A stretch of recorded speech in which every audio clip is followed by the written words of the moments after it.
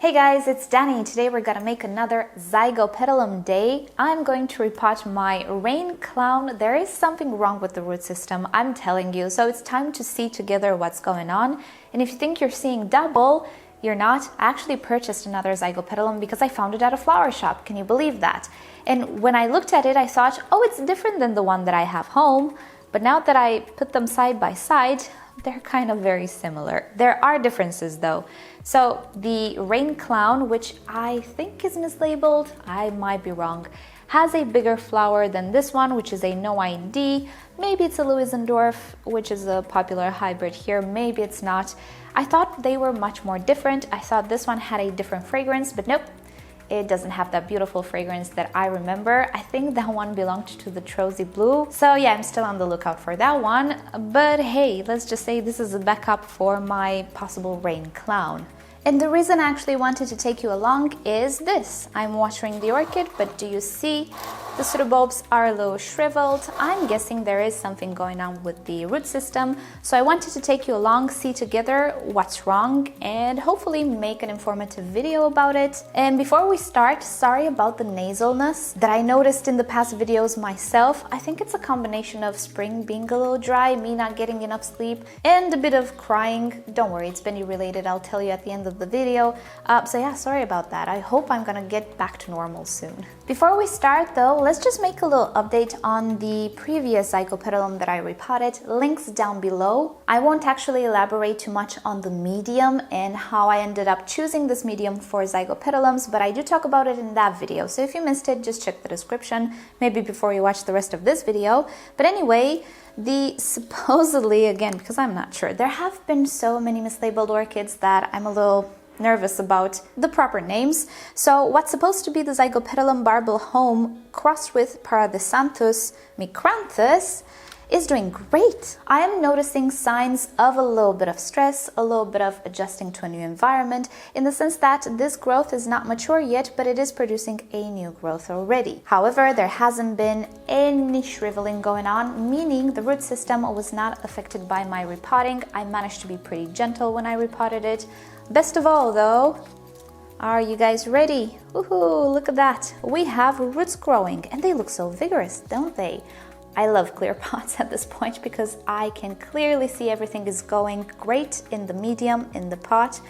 So there we have it. This little guy is doing great. On the top, you can see we have a lot of roots starting to grow as well, going inside the medium. I'm not going to disturb them because Zygos are really not the easiest orchid for me, or historically it hasn't been, so I don't want to mess it up too much. But this one has done great. I don't actually notice any further spotting or discoloration on the leaves. This orchid had some spotting in the back. One of the very oldest, that's not correct.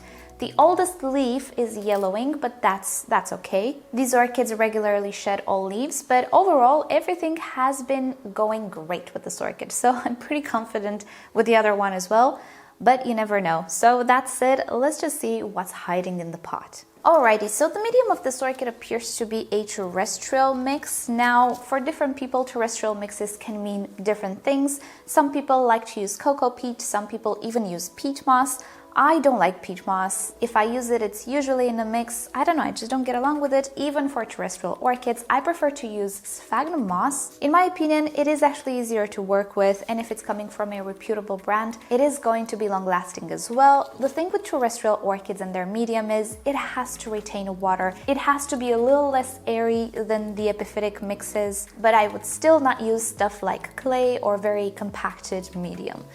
So let's see what this potted, or rather orchid, is potted in. I have a funny suspicion it is actually cocoa peat. Oh, look at that. We don't have any medium in the middle here. So when this orchid was repotted, the middle was just empty. So that's one thing which is not very okay. You know me, I always tell you that air pockets are okay, but I continue it by saying for epiphytic orchids, for terrestrials, you don't want to leave very, very big air pockets, particularly if they're required to be moist pretty much all of the time, because you will not have hydration here, and what you'll have are a bunch of roots which might dry too much and eventually die off. Zygopetalums don't have the tendency to produce aerial roots anyway. They don't like their roots being in the air. And in the middle here, I have a whole bunch of dead roots, which were not even in medium. It was just a hollow space here. And I believe this is what caused this orchid to not get properly hydrated, no matter how much I actually watered it. Also, I don't know how absorbent this medium actually is. I'm guessing it's cocoa peat, but looking at it, oh, this is peat moss actually. I think it's a peat moss mix. I don't like peat moss. It's not absorbent enough for me. I'll try not going on a rant with peat moss, but yeah, no. I think the medium was just not suited for this orchid. And when peat moss gets dry, it's really hard to hydrate it back. So I'm guessing I had dry pockets or big air pockets, and that was just not okay for this orchid.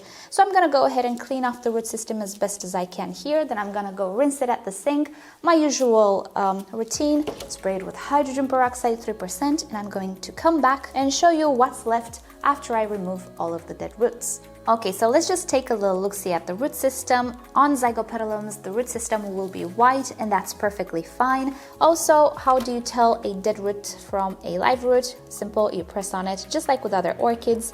You try to see if it leaves behind a string if you pull on it, and if it does, it is a dead root. And being that the roots are just so fleshy and so full of substance, it's easy to tell a dead root. You just have to squeeze a little bit on all of these roots, and of course, use the scissors or pruners and cut it all the way up to the pseudobulb if everything is dead. But on this orchid, I don't have all that many dead roots. I'll go ahead and do a proper inspection off camera. But there we have it. This orchid had no reason to actually get dehydrated other than dry spots and big air pockets in the pot. And I think that was the cause. So a change in medium will actually be super beneficial. I will not cut the flower spike because I like the root system and I have new roots growing. So maybe the flower spike will actually be okay and will not drain the orchid. And I will just make sure that there are no big air pockets and the orchid stays moist. And I think that's pretty much the fix for this orchid. Woohoo, that was an easy case. Okay, so I'm going to remove all of the dead roots, spray it with hydrogen peroxide 3%, and come back when I'm done. Okay, so I'm pretty much done. While the orchid fizzes away in hydrogen peroxide, let me show you something interesting. Remember how I told you the new growth rotted away?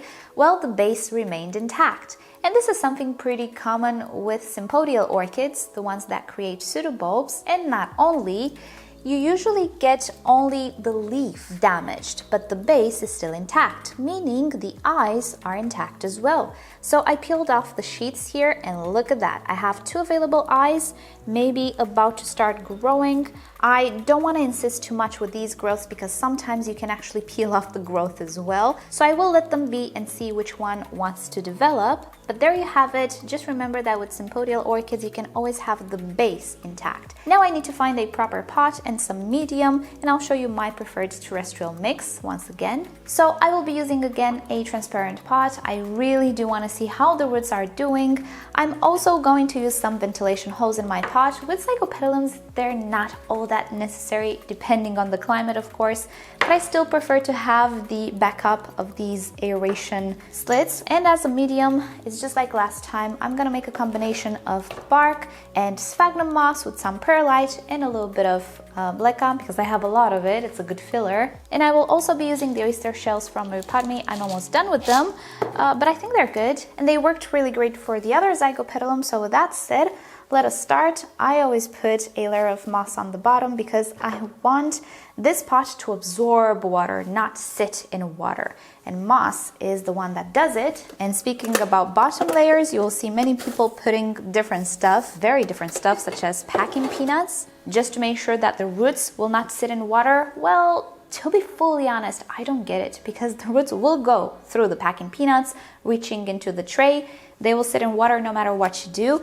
The problem is with packing peanuts and non-absorbent materials at the bottom, you can be sure that the orchid will just sit in water and that water will not be absorbed. You'll have a dry orchid at the top and a wet one, meaning a wet layer at the bottom. I personally don't want to have that. I want to have consistency, so that's why I'm using moss at the bottom. Is it a good idea? Is it not? I believe it is, but who knows? We'll see how it works out for me, and you guys will get to see it on video.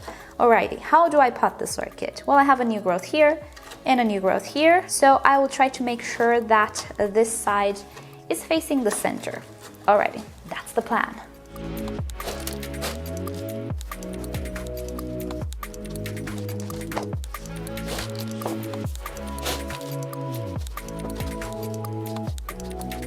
And here's the little orchid. I opted for another ring support. I love these things. They maintain my orchids in place until they establish beautifully. Afterwards, I can take it out. Maybe I'm gonna leave it in.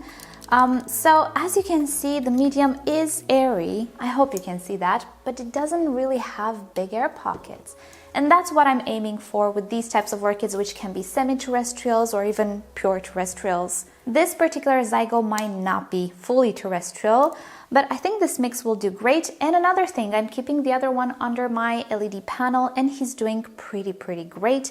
I don't see any foliage distress and things of the sort, so that's where I'm going to keep this guy as well after I clean up my shelf. And I'm not sure when that will happen, but this is about it on the Zygopetalum. In the ending, I will tell you a little bit about Bendy. If you don't want to hear this, then thank you for watching. See you tomorrow. He relapsed. He's sick again. It was kind of out of the blue, so we're going in for more investigations. And it was a tough day yesterday again, because the last thing that we should do are blood tests. And for that, we need to put him under. And that's always tricky, especially with small birds. There is quite a chance that he will not wake up from the anesthetic. So that's the last thing we want to do. But at the same time, we're kind of preparing ourselves for the eventuality in which we're gonna lose him. And that's never pretty. So I'm not gonna get into the details, but I got in touch with my former doctor, the one that treated my previous parrot, which you guys don't know. He was a very intelligent budgie. He talked a lot. He was the star at some point. He went viral on YouTube as well. Anyway, I do trust my former doctor. I traced him down. He's not in Romania anymore actually, but I found him. And I explained everything that has happened to Bendy, which I will tell you about maybe in a video. I swear it's like a Dr. House episode. It's symptom after symptom, problem after problem. I've never seen something like this. So I told him, and today we're actually gonna go in for some throat and fecal investigations, which I'm not a doctor, but I believe they should have been done from the beginning. Anyway, I'm not gonna go into the details. Our only chance is for him to actually have a fungal infection or a bacterial infection. A virus is not okay, obviously, but all of these things are more treatable than a failing organ, right? So we're gonna go in to do those tests today, and fingers crossed it is what my doctor suspects it is, which is a fungal infection. We're gonna see about that. And if it's not, then we're gonna have to get some blood, and there is a chance we're gonna lose him. Anyway, enough said about that. This has to stop somehow. I'm a mess, my boyfriend is a mess, he's a mess, everything is a mess right now, and things really cannot go on like this. So it has to be done if it has to be done. But yeah, say a little prayer. If you do that, that is just an infection. I'll let you guys know. Anyway, thank you so much for watching this video. Hope you've enjoyed it. You know the drill. Like, dislike, subscribe to my channel, and consider visiting the merch store down below in the description if you want to support the channel, and I'll see you next time. Bye!